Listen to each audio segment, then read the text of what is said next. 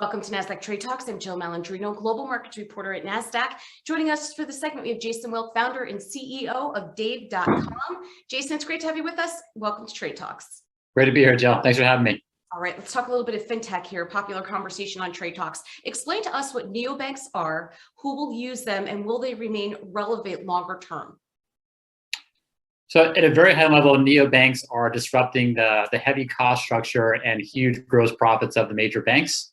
We are delivering services to consumers that are a fraction of the cost of the major incumbents and delivering a much better product experience than people are typically used to at their bank.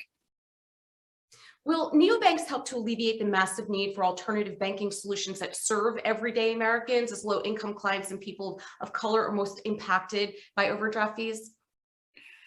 So if you look at the customer base that Dave's serving today, it's everyday Americans that are living paycheck to paycheck. And based on where you live, that can range from someone making $10,000 a year to $150,000 a year. Ultimately, it's the big banks that are taking advantage of these customers by charging them ridiculous fees. Everyone knows from who's in college that's banked with a major bank, that pain of that $34 overdraft fee on a $5 cup of coffee, it's incredibly frustrating. And people of color are impacted the most. If you look at just short-term credit altogether, low to moderate income Americans, people of color are paying about 13% of their income towards bank fees and interest payments, which is in stark comparison to someone financially healthy is paying much, much lower. So something like Dave is helping Americans out by providing a free banking solution where you get access to free overdraft, which is the innovation we brought to market back in 2017, is we found that people actually love the idea of going negative on their account because otherwise they get stuck at the gas station or they can't put food on the table. What people hated was the expensive fees associated with going negative on your account. So Dave's innovation really flipped banking on its head to really align ourselves with the customer. And instead of charging ridiculous $34 fees, we let the customer pay what they think is fair for access to our overdraft product, which ends up working out quite well for us and the user. So Jason, explain to me how it works. How low of a balance can you go before you either close the account or start initiating some fees? What does that process look like? So we'll give someone up to $250. That's the amount we found that was needed for someone to again, put food on the table, fill their gas tank, buy something that puts them in a financial emergency to fix their car.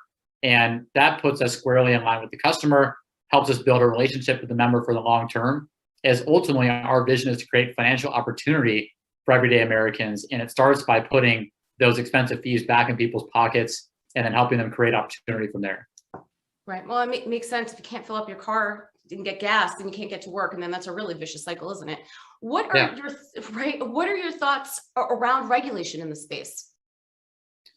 So we partner with third-party banks to actually bank our customers. So we don't actually hold any deposits ourselves. Dave really focuses on being a software company that's delivering next level banking services for our members. We find that keeps our cost structure incredibly low. We're able to service over 11 million customers with only 220 employees at Dave right now. Compare that to JP Morgan that has 275,000 employees, 30,000 bank branches. It becomes incredibly expensive through cost structure, which ultimately leads to high prices for consumers. So us taking a very data-driven approach, a software-driven model for building a banking product, we were able to deliver unparalleled value and a much better experience than any legacy bank can have.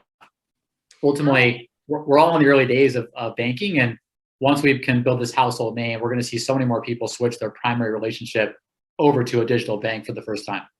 Got it. Okay, random question here. Your name is Jason, but it's Dave.com. Just give us a quick background, the genesis behind that. Yeah, so that's actually the only name I ever wanted for the business. I felt Dave really captured the everyday American consumer. It was a friendly, approachable name, but also it also stood for Dave versus Goliath, given we were three guys who were coming out of previous companies, were fed up with bank fees, but we all had no experience in financial technology whatsoever. So it truly was a Dave versus Goliath story that people with no experience going after these major incumbents that have been around for hundreds of years.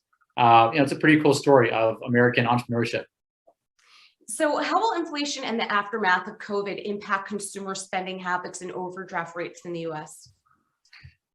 Well, we're seeing inflation be pretty impactful for our customers. They're now overpaying for basic everyday essentials and things like gas. So we're trying to help our members by, right now, we're offering a promotion for 20% cash back on gas when you spend your first $50 on a Dave card.